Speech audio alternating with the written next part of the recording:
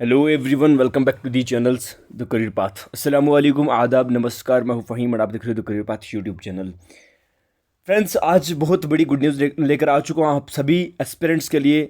जो भी कैंडिडेट्स, जो भी एस्पिरेंट्स, जो भी यूथ जो है किसी नए रिक्रूटमेंट का इंतज़ार कर रहे थे, उनका आज इंतज़ार ख़त्म होता है। आज बहुत बढ़िया रिक्रूटमेंट निकल कर आ चुकी है, वो आपके साथ शेयर करेंगे। देखो, पोस्टल यानी कि पोस्ट ऑफिस की तरफ से रिक्रूटमेंट निकल कर आ चुकी है।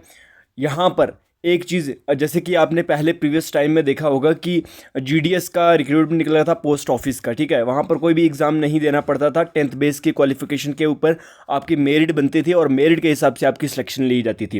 लेकिन यहाँ पर अभी जो है, जो जिस पोस्ट के बारे में बात कर रहा हूँ, यानी कि पोस्टल सर्कल रिक्रूटमेंट 2025 का निकल कर आ चुका है।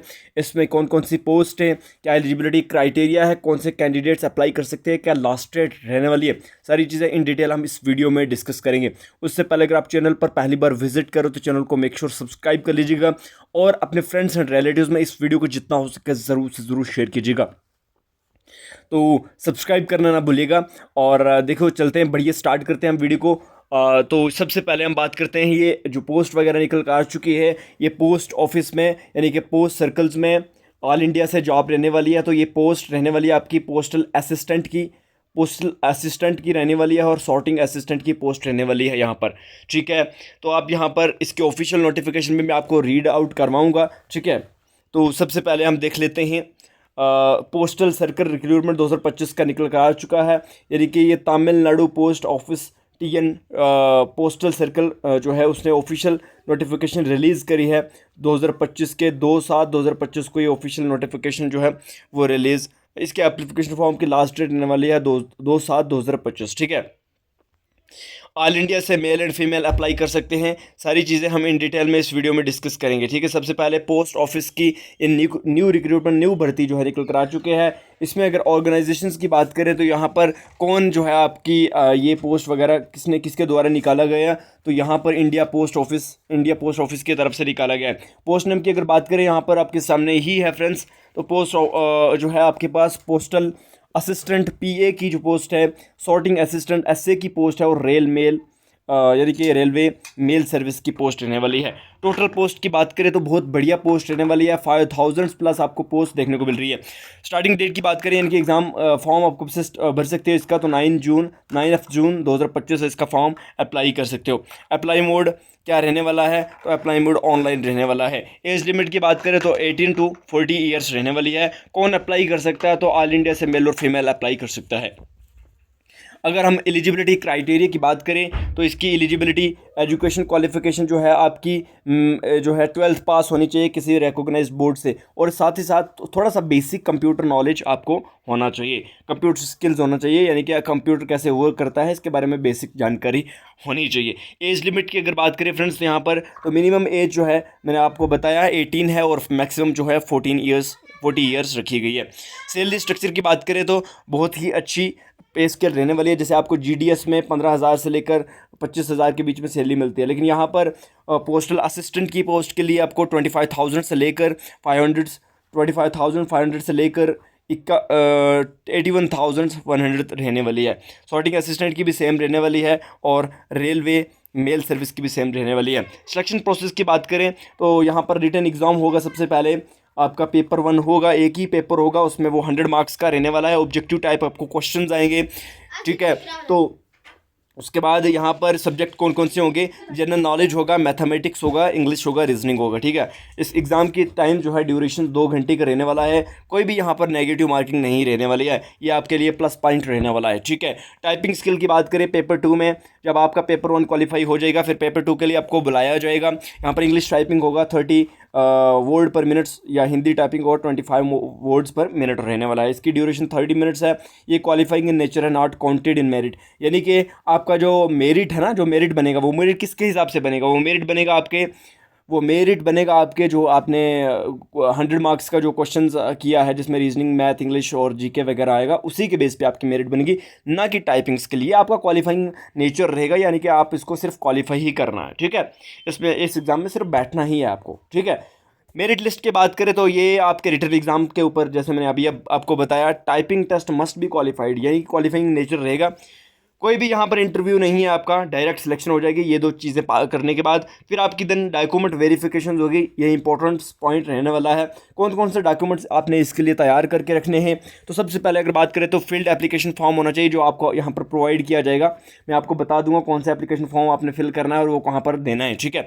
वैलिड आईडी प्रूफ, यानी कि आपके पास पैन, आधार या वोटर आईडी है, वो भी आप चल जाएगा।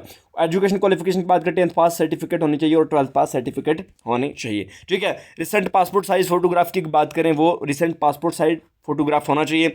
एज प्रूफ की बात करें तो कोई भी डेट ऑफ बर्थ सर्टिफिकेट आपके पास होनी चाहिए। एक्सपीरियंस सर्टिफिकेट होनी चाहिए, अगर है नहीं है तो कोई नहीं, कोई इश्यू नहीं है। एड्रेस प्रूफ अच्छे तरीके से होना चाहिए। एप्लीकेशन फ़ी की बात करें तो कोई भी यहाँ पर किसी के लिए भी एप्लीकेशन फ़ी नहीं रखी गई है, ठीक है।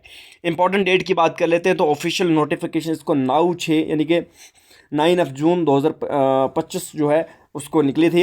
अप्लाई डेट की बात करें तो 10 जून से, यानी कि 10 जून से इसके ऑलरेडी फॉर्म स्टार्ट हो गए हैं, ठीक है।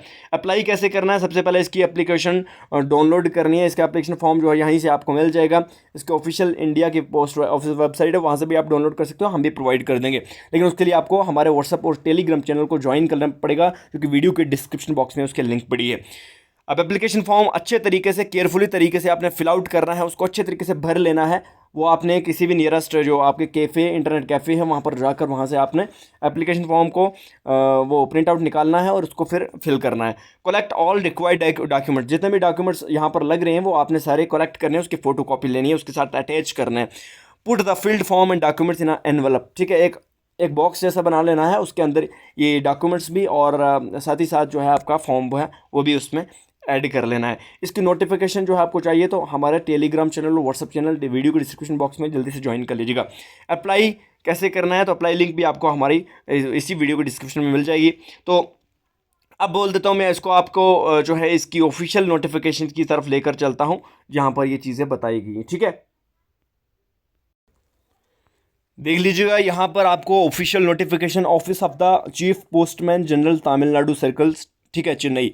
यहाँ पर नोटिफिकेशन आपको दिख रहा होगा, competitive examinations for recruitment to the cadre of post assistant and sorting assistant from ग्रामीण डॉक सेविक्स, ठीक है, यानी कि जीडीएस की तरफ से ये जो है नोटिफिकेशन निकल कर आ चुका है। 20 जुलाई जो है उसको इसकी जो है एग्ज़ाम रखा गया है, यानी कि एग्ज़ाम कब है आपका 20 जुलाई को इसका एग्ज़ाम रखा गया, बहुत जल्द एग्ज़ाम है, ठीक है। जो भी एलिजिबल कैंडिडेट्स हैं वो इसके लिए अप्लाई कर सकता है। तो यहाँ पर आप अच्छे तरीके से इसको एनेक्चर 1 में जितनी क्या वैकेंसीज़ हैं सारे अच्छे तरीके से आप देख सकते हो, क्या एलिजिबिलिटी क्राइटेरिया है आप पढ़ लीजिएगा। उसके बाद एजुकेशन क्वालिफिकेशन भी यहाँ पर दी है, एज भी दी है, सर्विस एलिजिबिलिटी क्या है, कितने टाइम तक आप सर्विस कर सकते हो, सारी चीज़ें यहाँ पर मेंशन करी गई हैं, ठीक है। सिलेबस का पैटर्न क्या है, सारी चीज़ें यहाँ पर आप इस नोटिफिकेशन में अच्छे तरीके से चेकआउट कर सकते हो। ऑफिशियल नोटिफिकेशन अगर चाहिए तो आपको वीडियो के डिस्क्रिप्शन बॉक्स में चैनल, व्हाट्सअप चैनल है वो ज्वाइन कर लीजिएगा, वहीं पर मिल जाएगी, ठीक है। अब बात कर लेते हैं, इंपॉर्टेंट बात कर लेते हैं जो कि ज़्यादा इंपॉर्टेंट रहने वाली है कि कैसे इसको अप्लाई करना है और इसका फॉर्म आपको कहाँ से मिलेगा। तो ये इसका फॉर्म मैं आपको शेयर कर देता हूँ। ये सबसे पहले इसकी बात करें तो ये इसका फॉर्म रहने वाला है। इस फॉर्म को आपने प्रिंट आउट कर लेना है, जितने भी देखो नेम ऑफ कैंडिडेट लिखना है कैपिटल में, एम्प्लॉय आईडी, अगर आप ऑलरेडी जीडीएस में काम कर रहे हो तो इसकी एम्प्लॉय आईडी लिखनी है, जेंडर मेल वगैरह जो कैटेगरी लिखनी है, date of birth certificate, date of birth लिखना है और कम्युनिटी कौन सी है आपकी, सारी चीज़ें यहाँ पर फिल करनी है केयरफुली तरीके से, अच्छे तरीके से। यहाँ पर समझ नहीं आएगी तो आप कॉमेंट सेक्शन में बता सकते हो, हम आपकी पूरी सहायता करेंगे। उसके बाद साथ साथ ये भी अटैच कर लेना है डिक्लेरेशन फॉर्म, ठीक है, यहाँ पर सिग्नेचर ऑफ द कैंडिडेट्स वगैरह, उसके बाद ये चीज़ें आपने मेंशन कर लेनी है। उसके बाद ये फॉर्म आपने प्रिंट आउट कर लेना है। अब इसको अप्लाई कैसे करना है, ठीक है। अब इसके लिए अप्लाई कैसे करना है तो यहाँ पर आपको मैं बता देता हूँ, 1 मिनट वेट कीजिएगा, मैं इसको आपको उसकी तरफ लेकर चलता हूँ जहाँ से आप अप्लाई कैसे किया जा सकता है। यहाँ पर 2 पेपर होंगे, वो तो मैंने ऑलरेडी आपके साथ शेयर कर दिए थे, ठीक है। अब इसको अप्लाई कैसे करना है तो सबसे पहले यहाँ पर 1 मिनट वेट कीजिएगा, तो यहीं पर था कहीं, अभी दिख नहीं रहा है। इसकी ऑफिशियल वेबसाइट है www.indiapost.gov.in, ठीक है। अगर आपको कोई भी इश्यू है वहाँ से आप जो है इसकी ऑफिशियल वेबसाइट पर देख सकते हो, ठीक है। उसके बाद यहाँ पर आपने अप्लाई कैसे करना है थोड़ा सा मैं आपको बता देता हूँ जी। यहाँ पर हम पहुँच गए हैं।